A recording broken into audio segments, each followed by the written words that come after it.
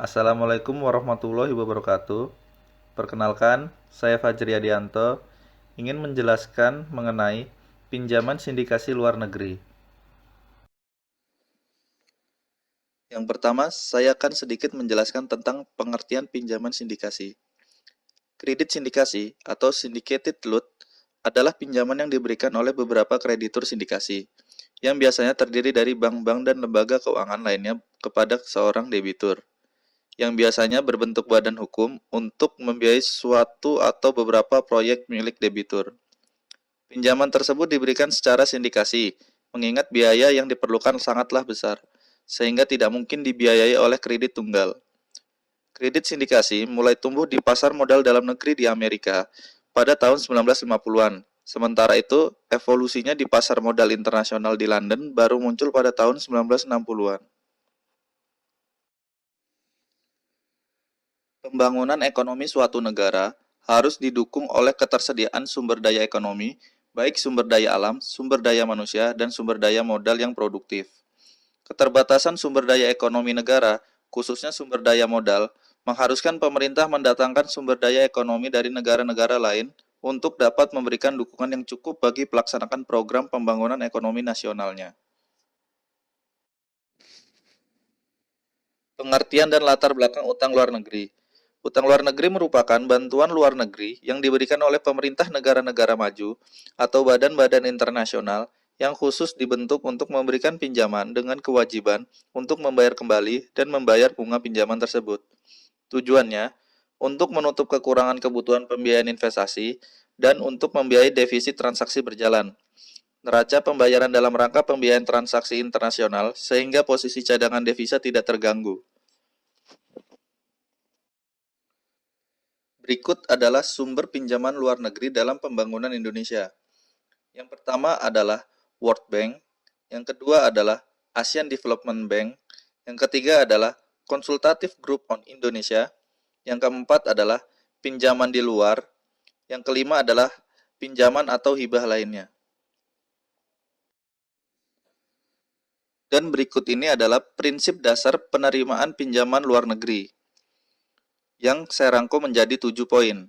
Yang pertama adalah pinjaman yang diterima harus berjangka panjang dengan syarat-syarat yang ringan, yaitu syarat yang masih dapat dipenuhi secara normal dan wajar. Yang kedua, pinjaman yang diterima tidak disertai dengan suatu ikatan politik apapun dan dilandasi azas yang saling menguntungkan secara wajar. Yang ketiga adalah jumlah dan syarat pinjaman disesuaikan dengan batas kemampuan untuk membayar dan tidak menimbulkan beban yang terlalu memberatkan terhadap neraca pembayaran. Yang keempat, penggunaan dan penarikan dana pinjaman tidak terlalu ketat dan lebih disukai jenis pinjaman yang dapat digunakan untuk berbagai keperluan.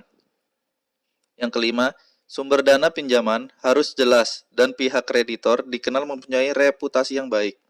Yang keenam, perlu adanya penganekaragaman sumber dan bentuk pinjaman. Dan yang terakhir adalah penggunaan pinjaman tidak dibatasi untuk impor barang atau jasa dari negara pemberi pinjaman saja, tetapi hendaknya bebas digunakan untuk kepentingan impor dari negara lain.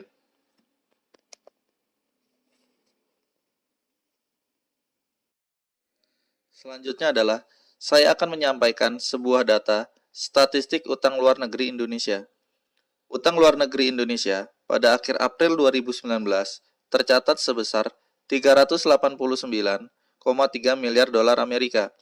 Utang tersebut terdiri dari utang pemerintah dan bank sentral sebesar 189,7 miliar dolar Amerika, serta utang swasta termasuk BUMN sebesar 199,6 miliar dolar Amerika. Pengaruh utang luar negeri di Indonesia. Dalam jangka panjang, ternyata utang luar negeri dapat menimbulkan permasalahan ekonomi pada banyak negara debitur. Di samping beban ekonomi yang harus diterima rakyat pada saat pembayaran kembali, juga beban psikologis politis yang harus diterima oleh negara debitur akibat ketergantungannya dengan bantuan asing. Pembangunan dan utang luar negeri. Masalah pro dan kontra. Pandangan yang pro mengatakan bahwa utang luar negeri telah terbukti memberikan sumbangan yang berarti bagi pembangunan di negara-negara berkembang. Sedangkan pandangan yang kontra berpendapat, utang luar negeri justru menciptakan ketergantungan baru yang berimplikasi luas, baik ekonomi maupun politik. Yang selanjutnya adalah dampak utang luar negeri. Yang pertama, sisi kelembagaan. Lembaga-lembaga keuangan multilateral diyakini telah bekerja sebagai kepanjangan tangan negara-negara dunia pertama pemegang saham utama mereka untuk mengintervensi negara-negara penerima pinjaman. Yang kedua, secara eksternal. Utang luar negeri menjadi pemicu meningkatnya ketergantungan negara pada modal asing dan pada pembuatan utang luar negeri secara berkesinambungan. Yang ketiga, sisi efektivitas. Secara internal, utang luar negeri menghambat tumbuhnya kemandirian ekonomi negara, serta pemicu terjadinya kontraksi belanja sosial, merosotnya kesejahteraan rakyat, dan melebarnya kesenjangan. Yang keempat, sisi ideologi. Utang luar negeri diyakini telah dipakai oleh negara-negara pemberi pinjaman, terutama Amerika, sebagai sarana untuk menyebarluaskan kapitalisme neoliberal ke seluruh penjuru dunia. Sedangkan yang terakhir, menurut sisi implikasi sosial dan politik, utang luar negeri sebagai sarana yang sengaja dikembangkan oleh negara-negara pemberi pinjaman untuk mengintervensi negara-negara penerima pinjaman. Selanjutnya, contoh paling nyata adalah seperti yang dilakukan oleh Amerika Serikat terhadap Indonesia. Amerika Serikat melakukan intervensi besar-besaran terhadap perekonomian Indonesia, bahkan arah kebijakan politik Indonesia. Dampak yang akan terjadi, negara peminjam menjadi pusat eksploitasi sumber daya alam dan sumber daya manusia, dan juga sebagai tempat pemasaran produk yang dihasilkan negara pemberi pinjaman. Dan yang selanjutnya adalah penyalahgunaan dari pihak peminjam dana atau dari dalam negeri itu sendiri. Tercatat hingga Oktober 2011, utang luar negeri Indonesia membengkak hingga 40% demi kepentingan penambahan bonus-bonus. Hal ini dinilai tidak fundamental dengan tujuan pembangunan nasional karena hanya berfokus kepada kepentingan sekelompok orang saja dan tidak dinikmati secara langsung oleh masyarakat luas. Kemudian, semakin diperparah dengan tingginya budaya korupsi yang terjadi di Indonesia. Bahkan, hingga Januari 2020, kasus korupsi di Indonesia terus meningkat. Selanjutnya adalah solusi yang dapat dilakukan oleh pemerintah.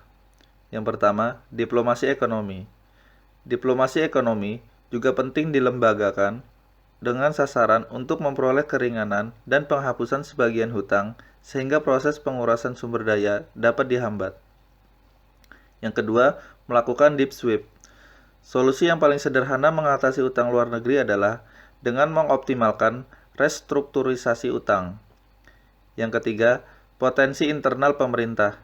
Dengan menjaga kinerja makroekonomi dalam posisi yang stabil dan menyetop utang luar negeri yang baru. Dan yang terakhir adalah kebijakan pemerintah. Pemerintah harus mempunyai kemauan dan itikat baik untuk mengakhiri semua hasrat berhutangnya dan menolak secara tegas pengaruh dan tekanan dari negara lain yang ingin menjerat negara ini dengan utang yang besar. Sekian penjelasan yang dapat saya uraikan. Semoga bermanfaat untuk kita semua.